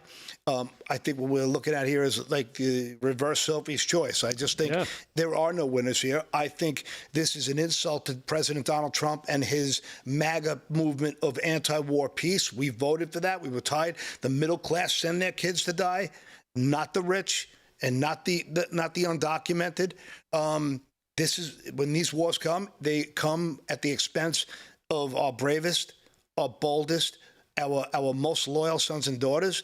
And I'm honestly disgusted that diplomacy wasn't even given a real chance. And I think that Netanyahu and Wesley Clark and the Project for New American Century have been saying this for a long time. I'm really, I got a lot to think about. I got to go through my old notes from 2004, 5, and 6 when I really started waking up to this whole grand chessboard.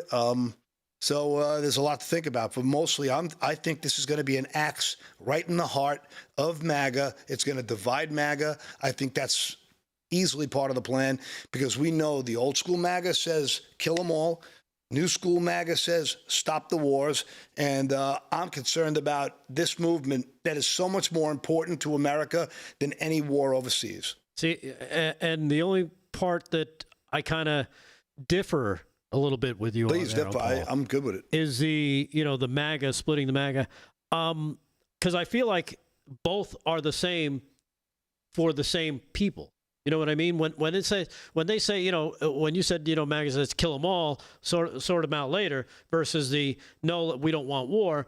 I almost feel like we don't want war, but if you push us, then it's kill them all, let them sort it out later. So I feel like it's part of the same thing. It's like you got to get to that point because a lot of people, let's face it, they don't want that. But it's like when a bully keeps pushing you, pushing at you and pushing at you, at some point, you know what, you have to retaliate. Look, KDJ made a great point, right? He goes, they kill the Saturdays, kill the Sundays. Right. I mean, look, before the Crusades came, how many nations did these killing Muslim brigades go through? I mean, Syria was Christian, Morocco was Christian. There were Christian nations all across the world. How many did they take down? All the way to Spain. Now, where are they in? Ireland now? Yep. They're in in Ireland, England they're in now, Scotland. France now. Yep. Look, let's be very clear here. I don't trust, I think EJ said it best, I still never seen a nun blow up. So, I mean, if we're going to be real here, I'm just, I was just really hoping that they would have let Trump run the show, be the big man in the group, and dictate this. But Netanyahu wasn't having it. And the biggest scare for me is his approach and a lot of what their policy has been, it's eroding support for Israel. They have killed themselves. They've shot themselves in the foot. Where they're making sentiment, it's so hard. Like to watch the Pew Research saying only 58% of Americans are against Israel and their policies. I mean, it used to be 34% of people were against it. This is frightening how their approach is killing their support, and I don't like that either. I think you're right on that note, especially when it comes to this Iran situation. I don't know if it needed to go there right this second. And again, there's so many things that we don't know. We're just kind of giving our opinion and our feelings on the matter.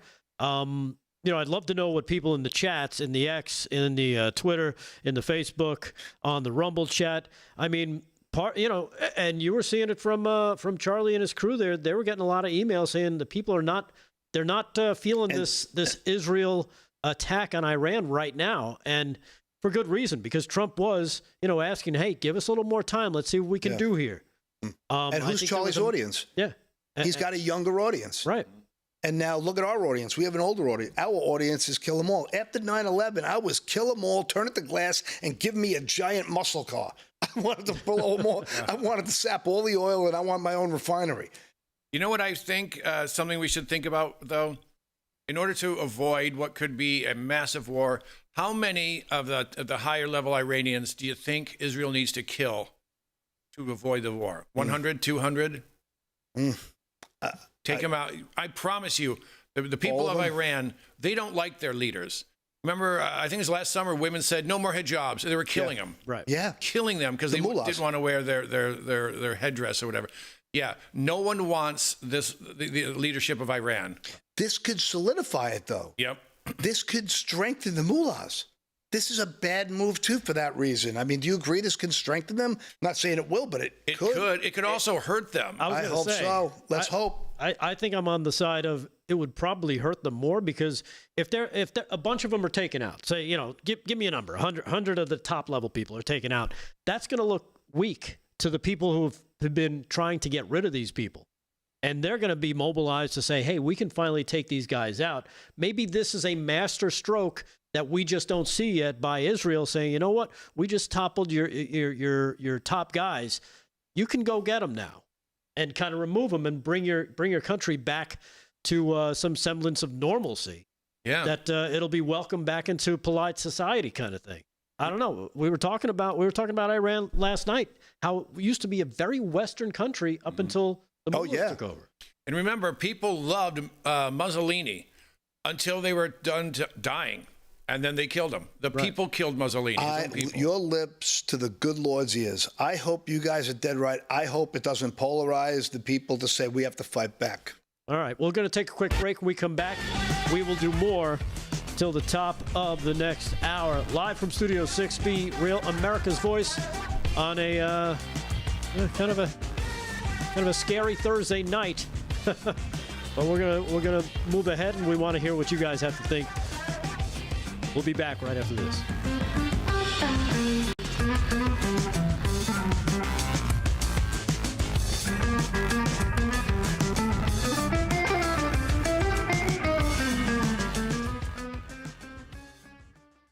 All right, so we got 3 minutes. So 13:50. Yeah, I got some tool sack in the man up. Oh yeah, man up. So it's man up. Let Israel dictate world global policy. Yeah, that's manning up.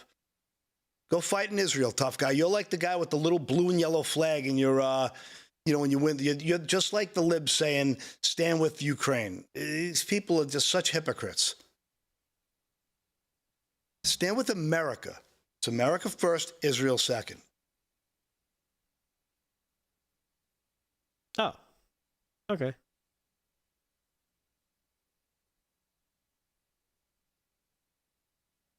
.9 Long Island Radio. Exclusively on social media. See, everybody's getting the behind the scenes thing. What I'm going to say next. Ha ha. It's so funny. Looking at the chat on Charlie's page versus here. It's just totally opposite.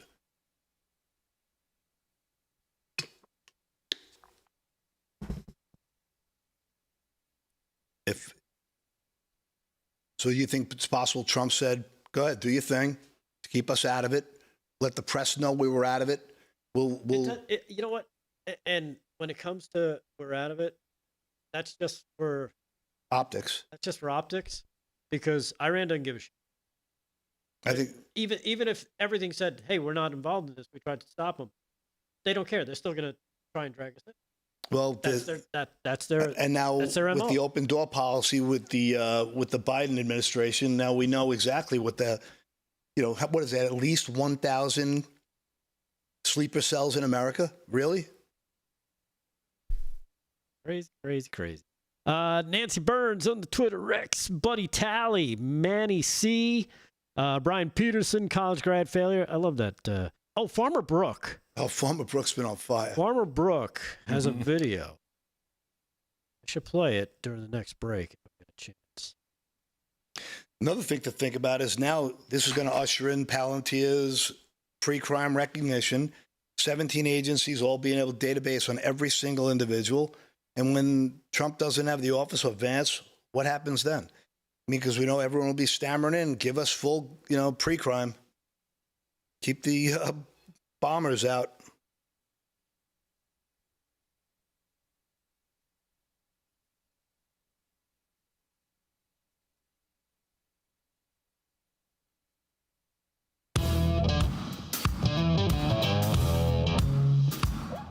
All right, live from Studio 6B, live from Studio 6B, 103.9 LI News Radio on a Thursday night, and we are exclusively tonight on social media. I'm talking about Rumble, I'm talking about Twitter X, I'm talking about YouTube, Facebook, Instagram, you name it. We're on all the socials, so you can find the show there. If you're listening on radio and want to watch us, of course, feel free and do so. A striking day in history, so to speak, as if you haven't heard by now, if you're just tuning in, the strikes from Israel into Iran targeting their nuclear facilities. That's what we're being told. This coming from the Jerusalem Post. I'm reading you real quick. According to the IDF, Iran has enough uranium to weaponize it to nuclear levels to 15 weapons within days, which is their excuse for launching this. Dozens of Israeli aircraft participated in the initial wave of strikes on dozens of military targets and Iranian nuclear sites early Friday morning, their time, of course, around 8 p.m. our time here on the East Coast. Warning sirens were set off to get the public ready for potential Iranian counterattacks of ballistic missiles on Israel. And, furthermore, Netanyahu stated that Iran may only be a few months away from being able to actually make a nuclear weapon and not just have enough uranium for one. So that was Prime Minister Benjamin Netanyahu from Israel stating that Iran was gearing up to produce tens of thousands of ballistic missiles, which could kill millions of Israelis even without nuclear weapons, but decided that tonight was the night to get that thing started. So there you have it. Yep. John Solomon is making it clear that America was not involved. Trump made that clear to him. So this is, I just thought tactically, I don't know. I don't know if you're going to go for it. Then they're going to have to go all in, I guess. I guess so. I mean, Israel launched the attack in defiance of Trump's urgings. That's the headline from John Solomon that you just mentioned. He has a story on his website, justthenews.com, that, again, President Trump was talking about this the last couple of days, that they're in there, they're doing another round of talks. He was asking for more time. It was almost like he made a deal with Netanyahu, saying, you got to give me at least till this day. Something like that. And then, all bets are off, I guess. Here's what we know. Mossad's intelligence is as good as it gets, right? We have to believe that they are targeting the mullahs at the top of the list. They are going after everybody that matters, their entire brain trust. And if you guys are right, which I hope you are, and it doesn't make a nation rally around, we're under attack, it's us versus the world kind of a thing, well, then hats off. Let's just win. Just win quick and be done with it. Now let me ask you this, Paul, because, we talk about how, let's face it, what we're seeing in this country right now in the last 5-6 days, how much is that coordinated with what we might be seeing, overseas right now? You mean the Muslims teaming up with the blue-head jackasses? Yeah. Who knows? I mean, there's so many moving parts on the chessboard. I got to be honest with you. I really wish they would have deferred to Trump here and let him negotiate this better. I don't know. I'm just there's a lot to think about. KDJ? I don't think Iran's ever going away. Well, or these mullahs, but they have to be killed or they will take over the world. They're part of the New World Order. We see that. We see they're sending their minions across the Western world. We know about the rape epidemic in Western Europe. We know that's coming here, too. It's coming here. We can fight them with our military, or we can fight them on the streets when they start their rape epidemic here, which I think they've already started. I know that, it's not just them. Haitians. I was reading a horrible story. A whistleblower was telling Pam Bondi that he was helping run these immigrant shelters, and they caught a Haitian guy who raped his 13-year-old daughter until she got pregnant. And he said, I have to call the cops. And they said, no, get him a lift to another shelter. Don't you dare call the cops. It's underway here. And that was his daughter. Another Haitian raped a 15-year-old disabled girl in a different shelter, and he got out of jail for $500. Oh, you got to be kidding. Wait, I'm not. This is unbelievable. It's that's why stay armed. Keep your keep your munitions. Stay armed. But obviously states like New York carrying is impossible. But right. But I don't ever think it'll get like Ireland here. I don't think it's ever going to get like England here. I don't think it'll ever get like France or Scotland here. American people won't put up with it. There's no way. Like the rape gangs, I can't see it getting that bad here. But because what they're doing over there, the Muslims over there, they are organized, and it is an emasculation of the men over there who can't stand up. And there's 2 sets of laws over there as well. Yep. You stand up to it, you're out. Meanwhile, a little old lady's praying in front of a church to Jesus Christ, and she's getting arrested. It's, we're seeing that's all part of that globalist agenda of disruption. Absolutely. And if Kamala had won, we would be so close to what's happening in England right now. They'd be taking our guns. If you said anything, we'd go to jail. I agree. It's this global plan. And the way I see it, if Israel can kill 200 or 300 of Iran's top mullahs, this could all be over. You mentioned before Holy War, right? The Judeo-Christian religions are linked together for their survival. And I don't think anyone could disagree with that, especially when we're talking about how Muslim is on the rise. There's more and more, and Christianity is rising as well, but It's not at the same pace. Nope. Mark Stein wrote a great book in 2005 called America Alone about how Islam is going to take over the entire Western world except for the U.S. This is their last stop. I mean, we talked about it before, right? Syria, Christian nation going, and they kept going right through Spain. Yep. So then the Crusades came, and, it just feels like something epic.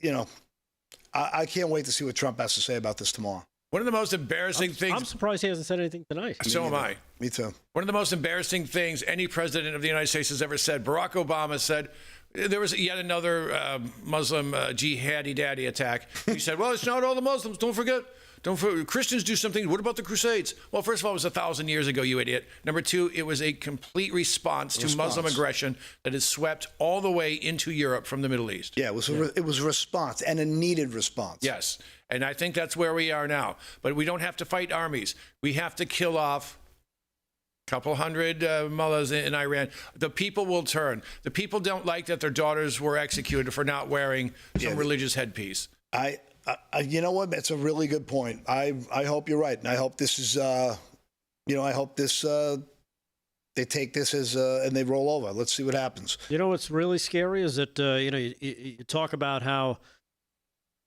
that Europe is falling. You talk about all those countries. It's happening here too, and I think it's at a pace where none of us realize how bad and how fast it is happening. There are cities right now, U.S. cities, that are being surrounded by Muslim communities. Mm-hmm. And that's how it starts, right? They start out around it, build up their numbers, and then all of a sudden they're becoming mayors and they're becoming legislators. And that's how they're doing it. That's how they did it in, look at the last few leaders in London.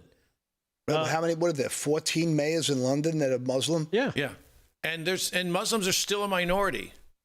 So either they've white privileged the white people into voting for Muslims, or they've scared them into voting for them, or they're cheating.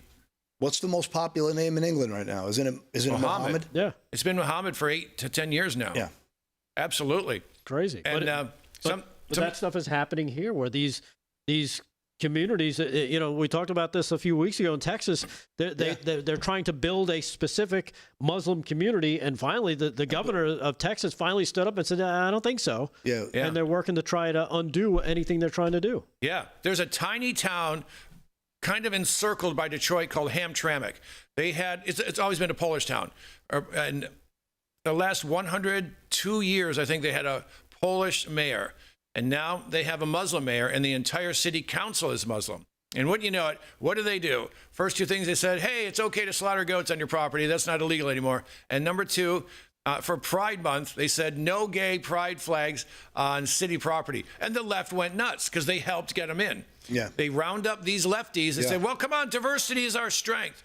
Well, you don't want to be gay in Hamtramck, Michigan right now. You don't want to be gay in Dearborn or Dearborn Heights, anywhere around there, because they're expanding. They're expanding. If you're familiar with the Detroit area, start on Ford Road out of Detroit, follow it into Westland, follow it into Inkster, wherever. I think it goes to Inkster.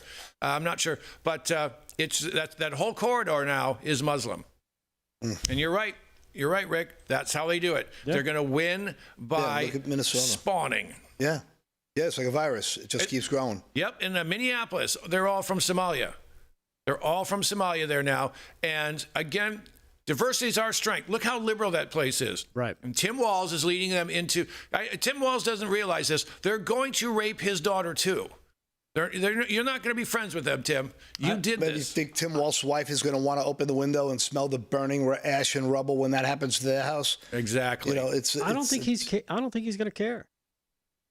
I really don't. You know what? You look at some people and you look at like a Tim Walz, he's devoid of any real humanism, right? Because he's kind of a scumbag in real life. Kinda? Yeah. He's really, really, really that type of person where I don't think he'd care. Yeah. Because he'd probably figure, well, it's well, she had to come in because, she thought for herself that one time. Yeah. I foresee him as that type of person. Yeah. And again, that's just from what he puts out there. That's what we take from the guy. He's a liar. He's kind of a dirtbag. And not very manly, and easily manipulated and bought off because he loves the Chinese, he loves communism, and this is what they support, right? And you know what? I've seen adults who lose their kids. The first thing they say, Kate Steinle's dad. Well, this is not a political thing. An illegal immigrant shot your daughter, and the jury let him go.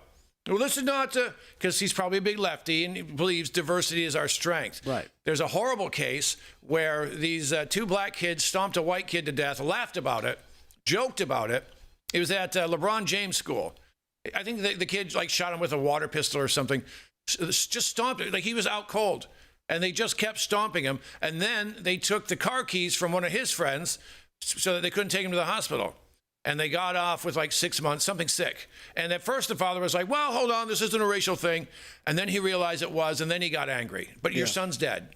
Right. Yeah, it's too late. And you just go ahead and search on your Twitter feed, Black Fatigue. And next thing you know, you'll see endless amounts of black on white crime, but it's never even remotely, it's never addressed. It's frightening. No. And next it'll be Muslim on white crime. And I got to be honest with you. That's why. And that's where no carry states are a joke. That's where Western Europe is right now.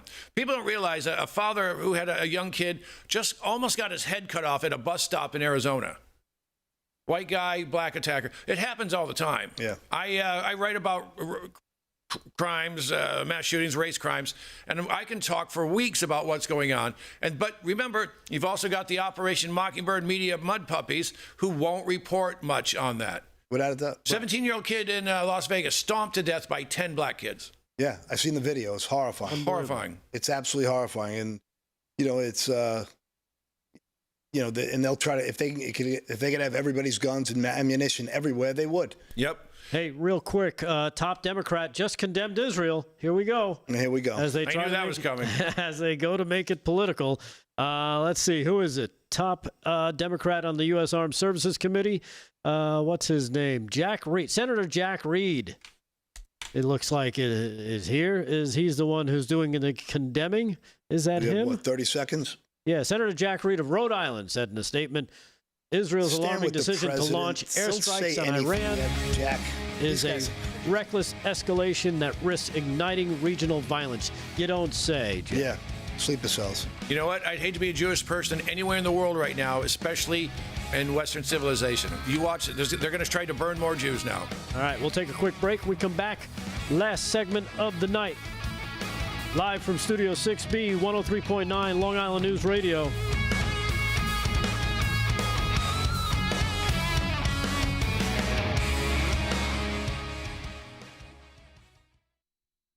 Hockey women are the hottest.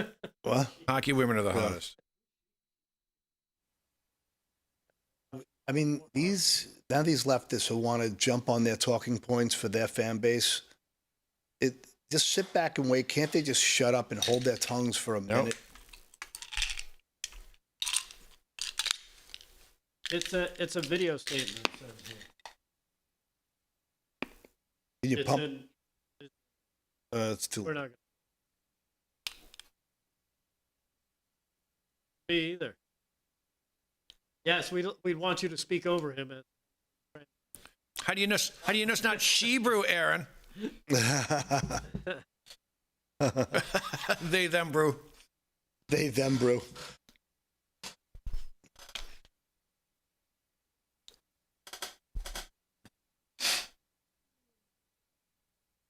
Chat. We're only in the chats.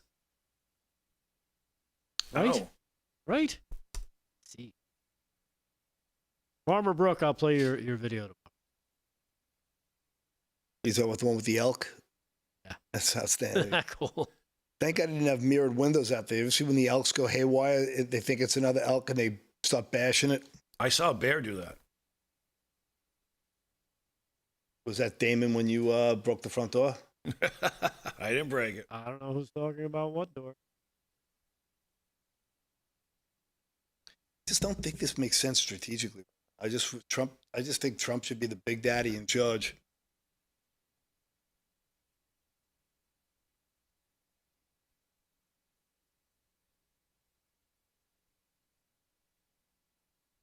I just think this is another example of Netanyahu thinks he's the head of the world and he's the head of Trump. I just think he's got to defer to Trump. Gillies, no Bucky's nuts tonight. Sorry, we're all out. We're out. I'm going to order some, But though. Bucky's salsas are stout. The hot is great. Is it? Oh, it's the perfect heat.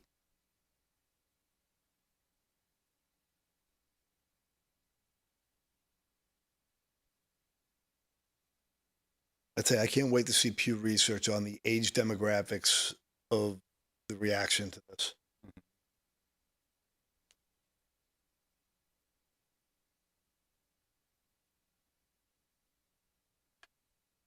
AZ Mikey in the YouTubes, along with Alana Martin, Woodrow.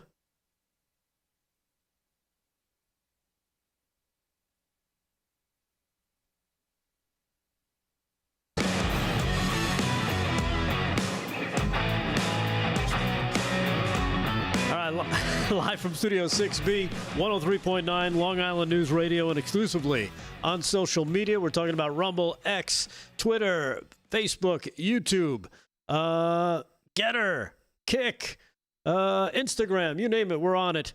Make sure you join us, like and share. Final segment of the evening for us on a pivotal day here in human history is finally, something that they've been saber rattling for decades about. Yep. Israel has finally struck at Iran. According to Israel, they went strictly for the nuclear sites. But now there's reports, and again, there's reports that we're just seeing, early reports that some other buildings have been targeted. Could be that there are certain types of, leaders that are hiding in those buildings. That's why they were targeted. According to this, coming from the Times of Israel, Israeli official increasingly likely Iran's army chief and top nuclear scientists have been eliminated in these strikes. Israel believes the chief of Iran's military, Mohammad Bagheri, other members of the military's top brass, and senior nuclear scientists were all eliminated in the IDF's opening strikes in Iran. A defense official says the likelihood of their deaths are increasing, according to officials. So there you have it, the latest coming from the Times of Israel regarding the strikes that were just started this evening, a couple hours ago, launched on Iran and their nuclear facility. So there you have it. KDJ, what else you got going on this? Anything else you're seeing? Well, I'm at Jerusalem Post.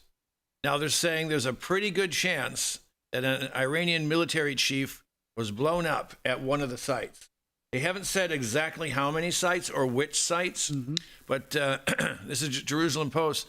I guess I shall read in my Hebrew, my Hebrew anchor voice. They got him. No. The likelihood is increasing that the Iranian general staff, the whole general staff, including the Iranian chief of staff, Mohammed, and senior nuclear scientists were killed in the opening strike of Israel's Operation Rising Lion. Early Friday morning, dozens of Israeli aircraft participated. So they might have gotten, imagine getting the whole Iranian general staff. How many people is that, do we know? I don't know. But, I don't know. That would be a nice coup. That'd be a good coup, I suppose. Yeah. The pro-Israel crowds thinks that I'm anti-Israel now. This is the linear thinking that is the exact problem. This is not what I'm saying. So you just don't understand nuanced, and this is not what it's about.